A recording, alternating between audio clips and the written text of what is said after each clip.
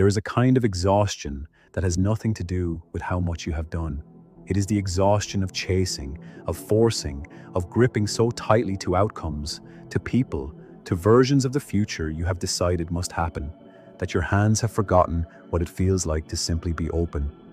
What if the life you are desperately reaching for has been trying to reach you back, and your own resistance is the only thing standing between you? Here is one of the most difficult truths for a driven mind to accept. You do not have as much control as you think you do.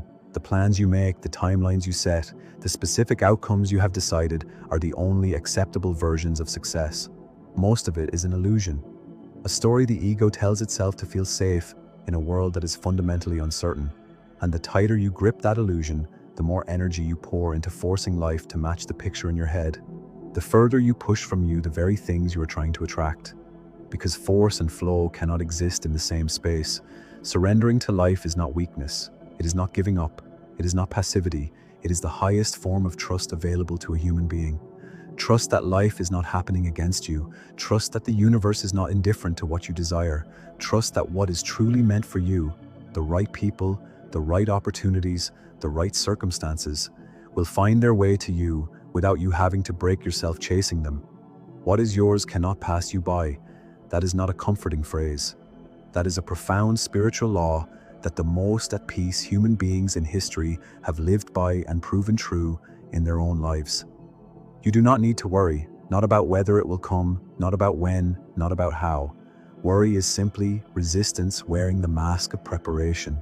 And resistance only ever pushes your goals further from reach. Release the worry, release the timeline, surrender to the flow of your life, and watch what begins to move towards you.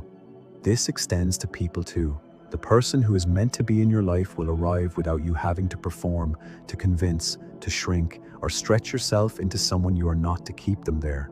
The connection that is truly aligned with who you are will feel effortless in its foundation, not without depth or growth, but without the exhausting weight of forcing something to fit that simply does not. Stop chasing who is not chasing you. Stop pouring your energy into doors that remain closed no matter how hard you knock. What is meant for you will recognize you, and you will recognize it because it will feel like coming home, not like a battle you have to keep winning. Here is something that will change how you move through the world. The most magnetic human beings are not the ones trying the hardest. They are not the ones with the most desperate energy, the most relentless pursuit, the most visible striving. They are the ones who are at ease, who are playful, who have released the crushing seriousness of needing everything to work out in a specific way and replaced it with a genuine lightness, a trust in themselves and in life that radiates outward without effort. Playfulness is magnetic. Joy is magnetic. Ease is magnetic.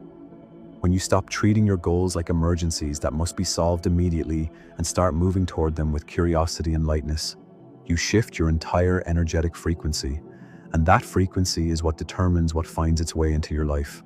The more desperate the chase, the further the prey runs.